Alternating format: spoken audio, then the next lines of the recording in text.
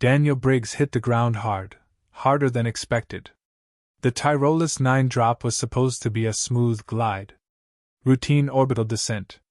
But something, maybe a power surge, maybe the planet itself, jerked the shuttle into a violent spin. He didn't even remember the crash. Just waking up on the forest floor with a mouthful of copper and his wrist screaming beneath the weight of his body. He sat up, blood crusted across his eyebrow, looking around. Jungle. Dense. Quiet. Almost too quiet. "Welcome party," he muttered. "Any minute now." And then they came, figures in the trees. Tall, lanky, ash-skinned beings with pale gold eyes that shimmered like whetstone. They didn't make a sound. No war cries. No weapons raised. Just watching. Silent. Daniel stood slowly, wincing as he reset his wrist and tightened the field splint. "My name's Daniel," he said, raising both hands. "Earth's Survival Corps. I'm here to help." The largest of them, shoulders draped in iridescent bone ornaments, stepped forward. He tilted his head, blinked once, then spoke in a tongue Daniel didn't understand. But the translator at his collar kicked in after a beat. "We know. You are the spark. The fire bringer." Daniel exhaled. "Sure. That'll do." By nightfall, he'd been led into the Tyrolan village, a ring of vine-covered stone pillars surrounding open huts with smoke-blackened ceilings. Every movement was ceremonial. They watched his every step like he was made of lightning. He unpacked his emergency crate, unfolding gear with practiced speed, a magnesium striker, a compact water filter, a coil of nylon rope, a trauma kit. He was about to demonstrate fire starting when a hand grabbed his shoulder. It was a child. No older than 10.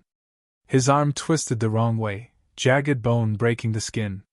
"Fall," said the elder beside him, pointing. "Tree." Daniel went still. "Get me bark, dry leaves, anything that burns." He pulled the trauma wrap from his kit, cradled the boy's arm, and set the bone in a single sharp motion. The child didn't scream. He only looked at Daniel with wide, stunned eyes. He wrapped the arm tightly and handed the elder a small plastic bag. "Chew this root. Pain relief. Natural. Safe." They stared at the clear plastic like it was glass from the gods. Then Daniel struck the magnesium against the striker, sparks arcing in the dark. A tiny flame caught on the dry fiber pile. The fire bloomed. Gasps. Dozens of eyes widened. Some fell to their knees. "I'm not a god," Daniel said under his breath. "I'm just cold." The next morning, they brought him gifts, woven bracelets, carved stones, dried fruit. Barter, Daniel assumed. A gesture of welcome. He began teaching in small steps. How to build a lean-to shelter, he explained to a circle of adults. Strong side against the wind. Leave room for smoke to escape. Rain runs down, not through. They nodded slowly. He had a translator sphere floating overhead, repeating his words in Tyrolan dialect. Next, water. No water, no life. He dipped a cracked wooden bowl into a muddy stream. Pulled out his purifier. Pumped. Clear liquid pooled into a second bowl. He took a sip. No one else moved. Drink. They hesitated. Then one brave woman took the bowl. Sipped. Blinked. She smiled. The rest followed. After 3 days, something shifted. It wasn't the lessons. Those were going well. The Tyrolans were eager, hungry to learn. They practiced fire starting and shelter building long into the night. It was something else. Daniel noticed small things. People waking in the morning confused, forgetting the previous day's lessons. A man who had built a near-perfect trap the day before now fumbled with cord and not as if he'd never seen them. At first, he blamed stress, culture gap, bad sleep. Then the animals began acting strange. A 6-legged deer walked into camp during midday drills and stood among them, calm, vacant, unblinking. It let the children pet it before turning and walking away. Daniel followed it, quietly. It led him to a stone outcropping covered in faint moss. The moment he stepped on the edge, his translator buzzed, glitched.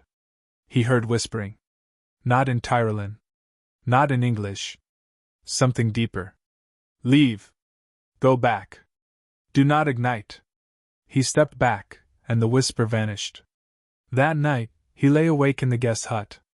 Rain tapped on the roof, and distant jungle insects hummed. Then the door cloth rustled.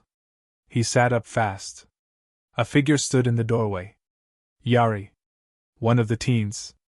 Brightest student. Curious. Obedient. But now, his pupils were pale. His lips twitched.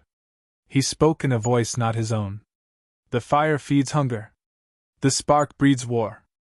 Daniel gripped the flint in his palm. Who are you? The voice shifted. Glitchy. Ancient. You dig too deep. Let them forget. Let them sleep. Yari collapsed before he could answer. Daniel caught him, checked his pulse. Steady. Breathing.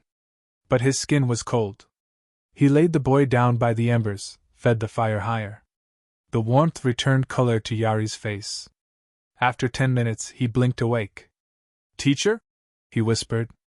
Did I sleepwalk again? Daniel nodded. You'll be okay. He sat beside the fire until dawn, staring into the flames. Something was down there, in the caves, in the jungle, in their heads. He hadn't come here to fight. He came to teach water and fire, rope and flint. But the Tyrolans didn't need tools. They needed a sentinel. And Daniel, for the first time in years, wasn't sure he was ready to leave. By the 6th day, Daniel had stopped calling it a survival course. The Tyrolans had already absorbed more than most Earth cadets did in weeks: fire making, snare traps, basic triage, navigation by the stars. But every night someone forgot. Every morning, someone stared at Daniel like they were meeting him for the first time. It wasn't fatigue. It wasn't poor memory. Something was taking their knowledge. He sat by the communal fire, scribbling notes into a digital pad. Beside him, Yari rubbed his arms. The boy had stopped sleepwalking, but his speech came slower, like it traveled through thick air. You remember yesterday's knots? Daniel asked. Yari nodded once. Yes. Daniel handed him a length of cord. Show me. Yari hesitated. Then fumbled the simplest loop, fingers moving awkwardly, expression falling. I knew this. Daniel kept his voice steady. It's not your fault. The elder, Brenneth, approached and lowered himself to the ground across from Daniel. They take our minds when the moon hides. You see it now. Daniel raised an eyebrow. They? Brenneth reached into a leather pouch and pulled out a stone, smooth, veined with obsidian threads. He held it up to the firelight. The caves. The roots. The breath without body. We call it Silake. You call it breathless. Daniel leaned forward. You've known about this the whole time? The elder nodded once. We survive by forgetting. You teach us to remember. The jungle canopy loomed thicker than ever as Daniel followed Brenneth and Yari beyond the village perimeter. They moved silently, barefoot across moss-laced roots, deeper into territory Daniel's scanner had marked as unstable. Something electromagnetic pulsed here. Compass readings spun. GPS failed. After an hour, they stopped at the edge of a depression, a scar in the forest floor. Inside, dozens of stone pillars jutted at odd angles, like broken ribs from the earth. Daniel whispered, Is that a temple? Brenneth shook his head. A warning. The entrance yawned open, not carved but hollowed by time, or something more invasive. Daniel flicked on his headlamp and stepped inside. The air shifted. Heavy. Too still. The walls were smooth, pulsing faintly. Organic. Not stone. Not quite fungus. 10 meters in, he paused. Faint whispering brushed his ears. Not sound. Impression. You burn too brightly, human. He swallowed and pressed forward. A chamber opened at the end of the tunnel, low, circular, layered in strange spiraling patterns. In its center, a lump of decayed matter, half root, half skull, sat in a pool of liquid that shimmered without light. Yari pointed. That is where it waits. Daniel crouched. What does it want? To feed, Yari said quietly. It doesn't eat flesh. It eats thought. Fire. Memory. Daniel stood abruptly. Why hasn't it taken me? Brenneth met his gaze. Because your fire never dims. You carry pain too hot to swallow. Daniel didn't respond. Not immediately. He turned back toward the path. We're done here. Come on. That night, he called the orbital beacon. The signal crackled for a full minute before a calm voice came through. Earth support. Identify. Daniel Briggs. ID 404FS9. Survival Core. Emergency signal. Go ahead. I'm requesting priority clearance to remain on Tyrolis IX. Indefinite duration. Situation is escalating. Clarify nature of escalation. Daniel glanced at Yari, asleep by the fire. It's cognitive suppression. Possibly parasitic. The Tyrolins are being actively sabotaged by an unknown force. And I think I've made myself a target. A pause. That exceeds mission scope. Evacuation window opens in 48 hours.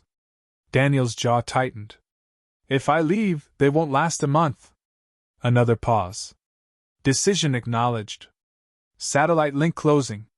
The breathless did not wait. 2 nights later, the attack began.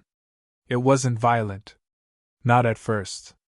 Daniel woke to silence, thick, wrong silence. The fire was dead. The village cold. He stepped outside. Figures stood in the fog. Dozens. Villagers.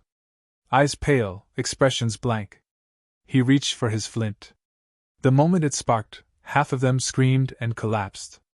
The rest turned and fled into the jungle like shadows peeling off from reality. Yari stumbled out of his hut, blood trickling from his nose. They're inside. He gasped. They know we know. Daniel grabbed his arm and held the flint up again. A full flame burst to life in the bowl beside them. Yari breathed deep. Color returned to his skin. Daniel stared at the fire, then at the villagers, then back at the jungle. Fire. That was it. Fire pushed them back. He spent the next 3 days building rituals, fires at each hut entrance, small torches strapped to spears, a bonfire in the central circle. He mixed wood with crushed Tyrol root, which burned blue and gave off a scent the possessed couldn't stand. He began training them again, not in survival, but in defense. How do we anchor memory? He asked. Yari answered without hesitation. Repetition. Touch. Story. Fire. Daniel nodded. Exactly. Every skill we tie to a flame. If the light goes out, we practice again. On the 7th night, Brenneth disappeared. Daniel found him at the mouth of the ancient cave, kneeling, hands bloody, drawing spirals in the dirt. When Daniel reached him, the elder turned, smiling too wide. You burn too bright, Daniel Briggs. But even stars die. Daniel raised a torch. Brenneth recoiled, screeched, and vanished into the dark. It wasn't Brenneth anymore. Daniel stood alone at the cave mouth, heart pounding. The wind shifted. The trees creaked. Leave us, Spark, or we consume you too.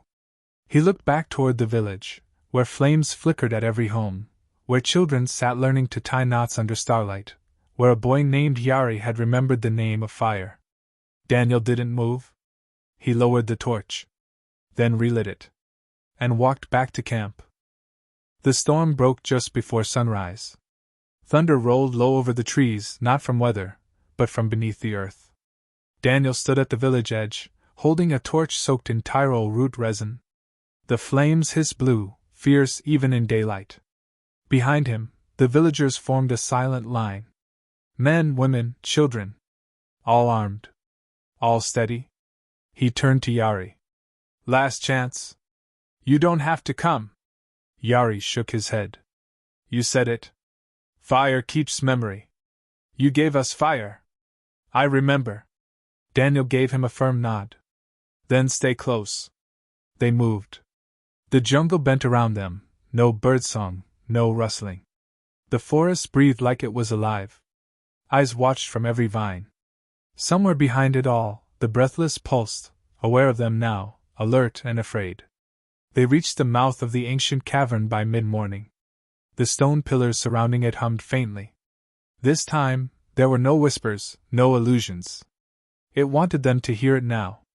Fire burns. But only what it sees. Daniel lit a second torch and handed it to Yari. That's why we're bringing plenty. The descent was slow. Beneath the cave entrance, narrow passageways twisted like a root system. Every turn looked the same, wet walls, pulsing veins in the stone, a sweet, cloying smell that stuck to their tongues.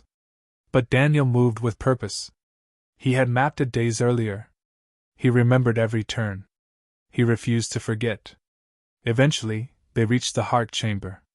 It was larger than he recalled. The walls throbbed like lungs, each breath moist and warm. A pool of black shimmer rested in the center, swirling without current.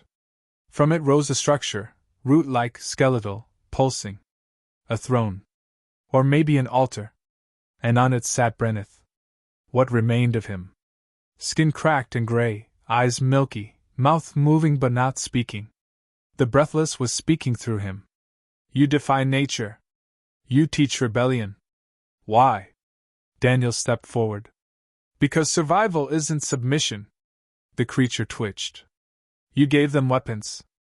I gave them choices. You brought war. Daniel pointed at the corpses embedded in the walls. Villagers. Dozens. Some still barely breathing, held in living root vines. You already had a war. They just didn't know they were losing. The walls shrieked. Not sound, pressure. Yari fell to his knees. Daniel dropped beside him, shielding him with his body. I need you up, he said tightly. We end this now. Yari fumbled a pouch from his satchel. Fire seeds. Daniel took one. A tiny ball of dried Tyrol root resin wrapped in crushed flint powder and twine. He lit it with a snap. Back! He shouted. He threw it. The explosion wasn't loud, it was hungry. Fire leapt outward in a blue arc, engulfing the altar. Brenneth screamed, not with his voice, but with many. Daniel grabbed Yari and ran as the chamber shook. The ceiling began to splinter. Root tendrils whipped out blindly, some catching fire, others flailing. They darted through collapsing tunnels, torchlight the only guide. Daniel didn't look back. Behind them, the walls moaned. You cannot burn what you carry inside. He stopped cold at the exit. The opening was sealed. Roots had woven over it like a clenched jaw. Yari stepped forward, pulled a second fire seed. I can. He threw it high. The blast tore the roots apart in a shower of sparks. Fresh air hit their faces. They emerged into sunlight as the cavern behind them belched smoke. The jungle shuddered. Birds returned. Wind stirred. Daniel dropped to his knees. It was over. Or at least, the worst part was.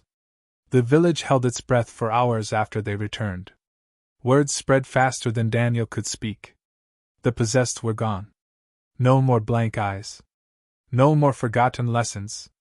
Children remembered his name the next morning. Yari tied 3 perfect knots before breakfast. They called him Veltari, which translated loosely as one who lit the path. He didn't correct them.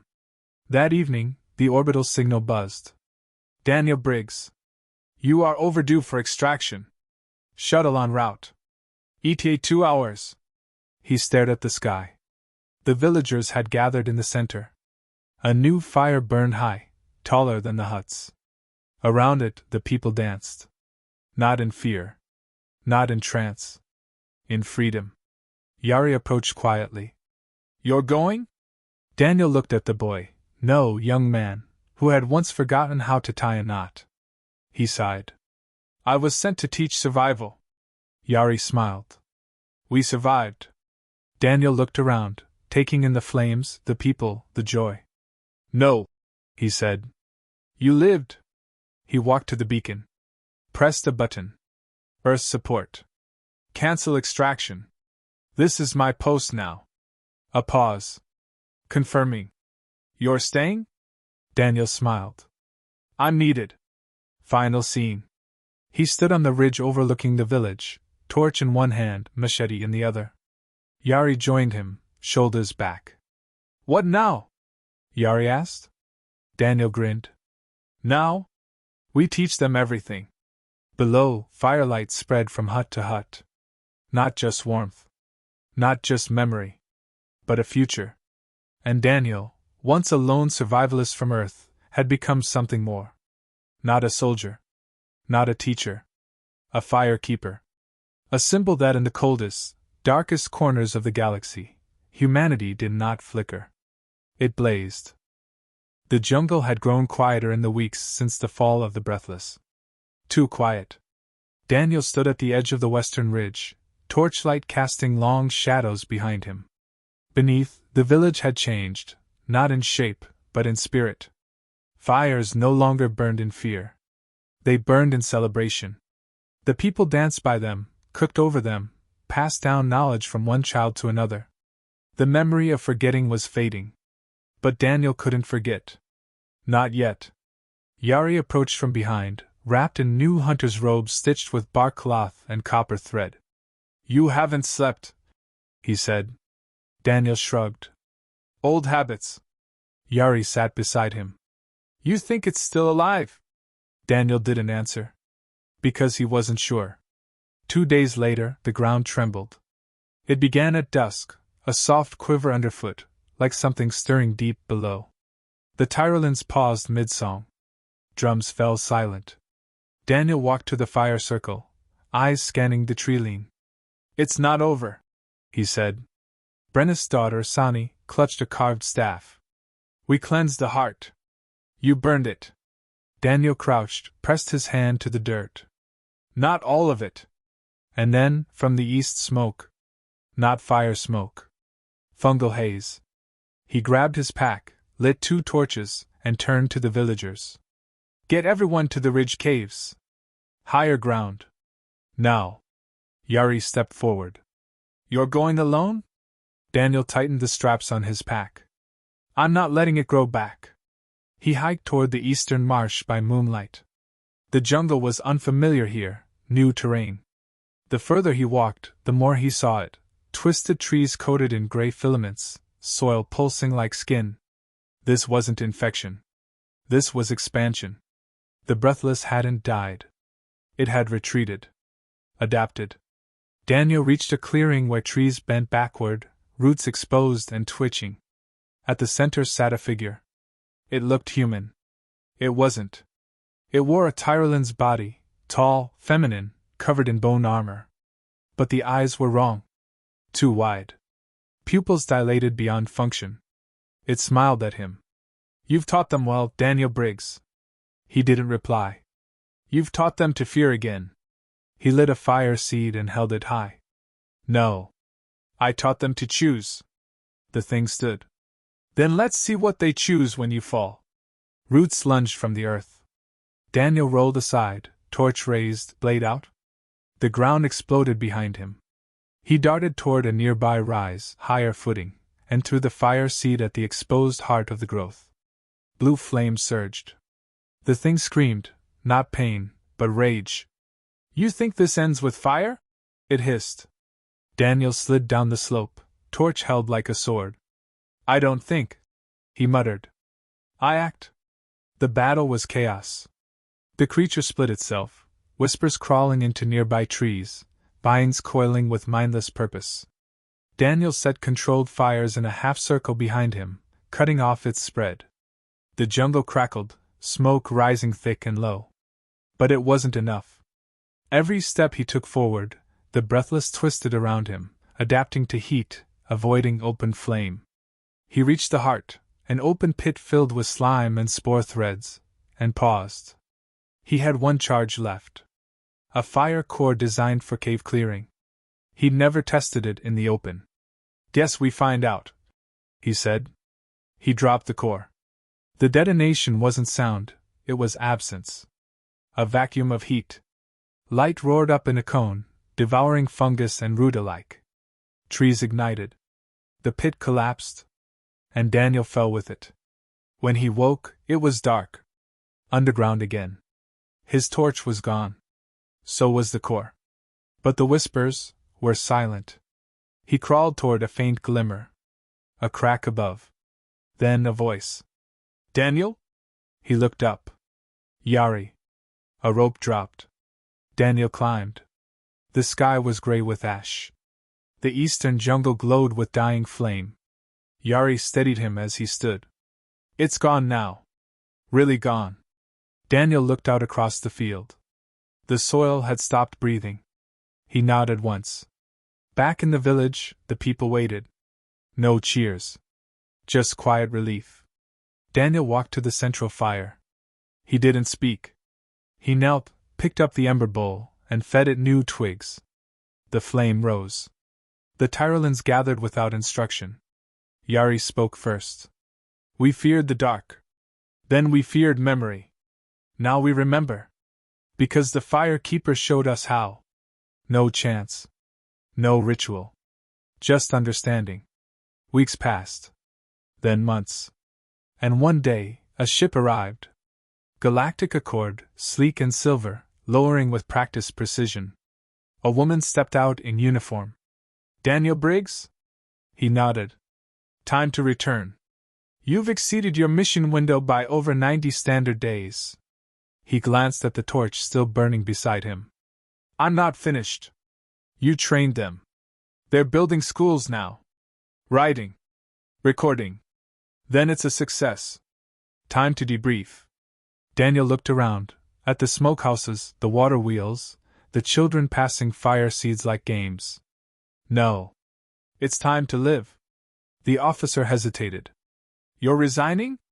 He smiled. I'm planting roots. That night, he carved a new sigil into the fire circle stones. Not Earth's. Tyrolin. It meant, one who stayed.